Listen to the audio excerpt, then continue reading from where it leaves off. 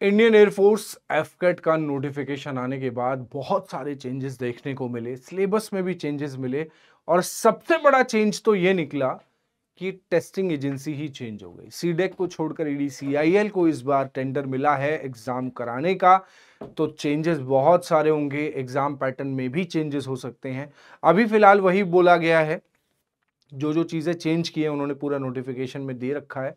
100 question है, पर question 3 marks का। लेकिन पैटर्न की जो मैं बात कर रहा था वो ये हो सकता है कि मैथ्स का जिस हिसाब से सिलेबस बढ़ाया गया है, तो हो सकता है नंबर ऑफ क्वेश्चंस भी बढ़ाया जाए। तो चलिए चेक करते हैं एफकेट सिलेबस करंट वर्सेस प्रीवियस, पहले क्या था और अब क्या है, उस पर विस्तार में चर्चा करेंगे।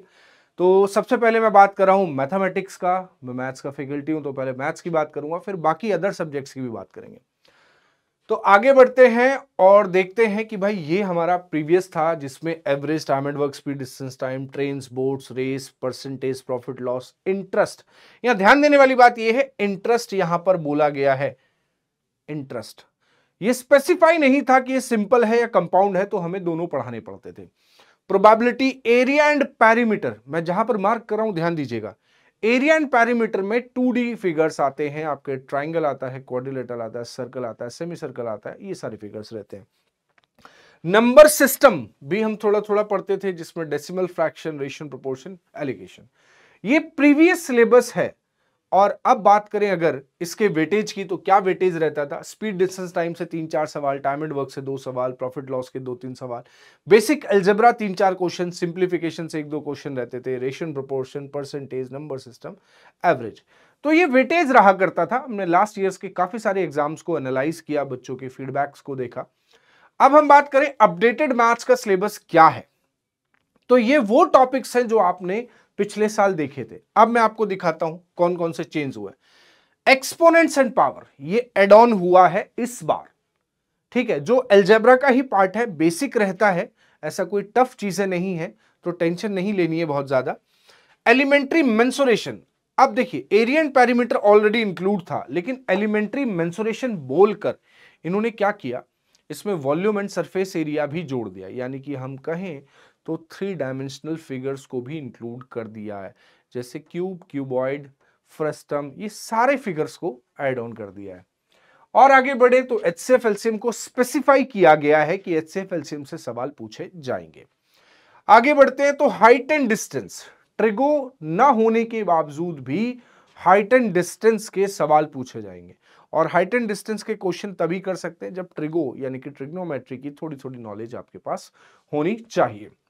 और बढ़ते हैं तो स्टैटिस्टिक्स डाल दिया है, जिसमें ये स्पेसिफाई किया हुआ है सिलेबस में, डिटेल्ड नोटिफिकेशन में, कि मीन होगा, मोड होगा और मीडियन होगा।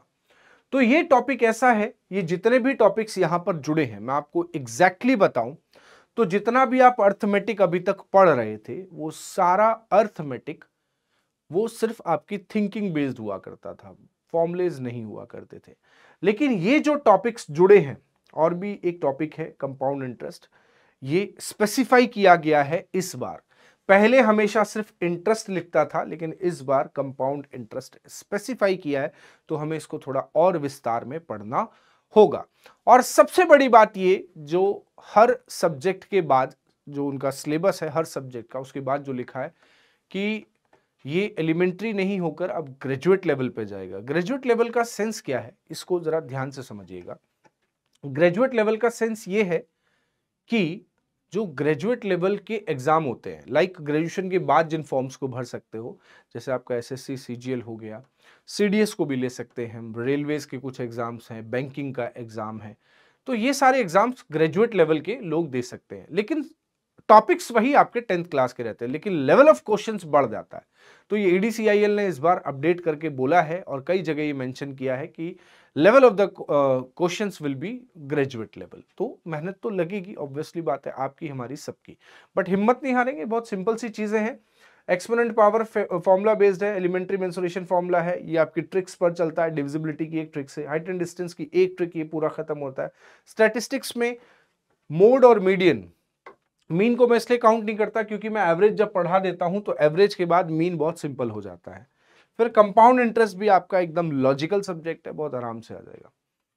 आगे बढ़ते हैं, अपडेटेड टॉपिक वाइज बात करें वेटेज की, तो ये बाकी सब वैसे ही रहने वाला है। और मुझे लगता है कि नंबर ऑफ क्वेश्चन अगर मैथ्स में बढ़ते हैं तो आप एक्सपोनेंट्स एंड पावर से 1 से 2 सवाल देखने को मिल सकते हैं, मेंसुरेशन से 2 से 3 सवाल मिलेंगे डेफिनेटली, एचसीएफ एलसीएम से 1 सवाल मिल सकता है या हो सकता है 2 सवाल भी मिल जाए, हाइट एंड डिस्टेंस का भी 1 से 2 सवाल रहेगा, मीन मोड मीडियन का एक ही क्वेश्चन पूछा जा सकता है, कंपाउंड इंटरेस्ट से 1 से 2 सवाल पूछे जा सकते हैं। ये मेरा प्रेडिक्शन है, I am not sure about this, but मुझे लग रहा है कि इस तरीके के क्वेश्चंस पूछे जा सकते हैं या इस तरीके का पैटर्न इस बार पकड़ा जा सकता है। ठीक है, फिर बात करते हैं एफकेट रीजनिंग में क्या किया है। देखो पहले क्या था अब क्या है उसकी बात की जाए तो इस बार एफकेट ने पहले टॉपिक्स को स्पेसिफाई कर रहा था रीजनिंग में कि ये टॉपिक्स में पूछूंगा। इस बार उसने स्पेसिफिकेशन कुछ नहीं दिया है, डिटेल्ड नोटिफिकेशन में ही लिखा हुआ है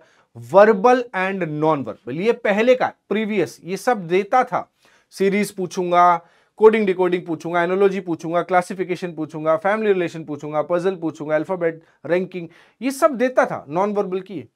इस बार नहीं दिया, उसने सीधा बोल दिया रीजनिंग मतलब सब कुछ, और वो भी ग्रेजुएट लेवल्स के एग्जाम में जिस तरीके के होते हैं उस तरीके की पूछूंगा। ठीक है, इस बार सीधा verbal and non verbal. The standard of numerical ability questions will be matriculation level.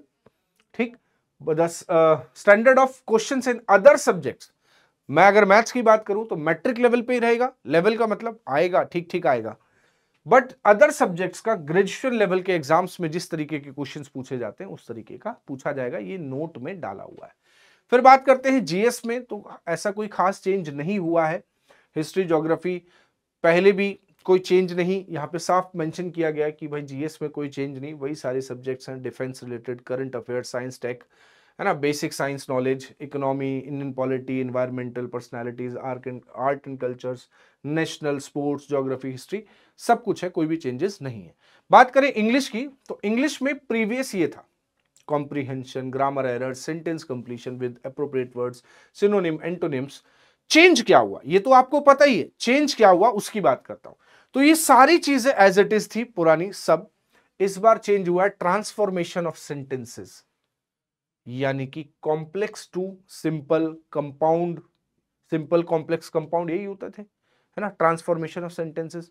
और होमोनिम्स, होमोनिम्स भी इस बार पूछे जाएंगे, है ना, एंटोनिम सिनोनिम समझ नहीं रहे थे, होमोनिम्स भी दे दिए, बट कोई नहीं, आपके टीचर्स इतने सक्षम हैं कि वो आपको ये सारी चीजें कंप्लीट करा सकते हैं।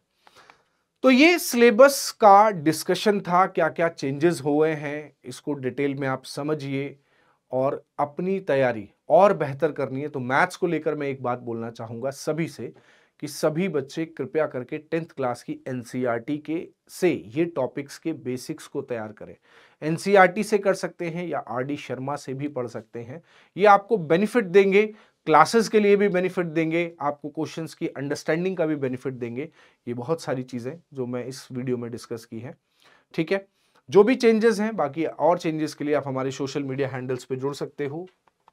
ठीक है, तो चलिए बात करते हैं एफकेट 1 2026 के लिए हमने बैच लेकर आए हैं एफकेट गरुड़ 2.0, जो पूरे लेटेस्ट पैटर्न के साथ पढ़ाया जाएगा। जितने भी टॉपिक्स नए ऐड हुए हैं, चाहे वो हाइट एंड डिस्टेंस की बात हो, चाहे वो स्टैटिस्टिक्स की बात हो या एलिमेंट्री मेंसुरेशन की बात हो, यानी कि 3D मेंसुरेशन की बात करना चाह रहा है, तो इस बैच का प्राइस जो है वो 1600 रुपीज है। बट अगर आप ये वाला कोड यूज करते हैं जिसका नाम है प्रथम 100, फर्स्ट 100 यानी कि प्रथम 100 हिंदी में डालना, ठीक है, ये यूज करते हो तो आपके 100 रुपीज इसमें और ऑफ हो जाएंगे। लेकिन ये स्टार्ट है वैलिड टिल क्लास स्टार्ट 17 नवंबर, 17 नवंबर से पहले, इस बात का ध्यान रखिएगा। ठीक है, चलिए, ये है हमारे सोशल मीडिया हैंडल्स, इनको आप ज्वाइन कर सकते हो, व्हाट्सएप है, इंस्टाग्राम है और साथ में टेलीग्राम है।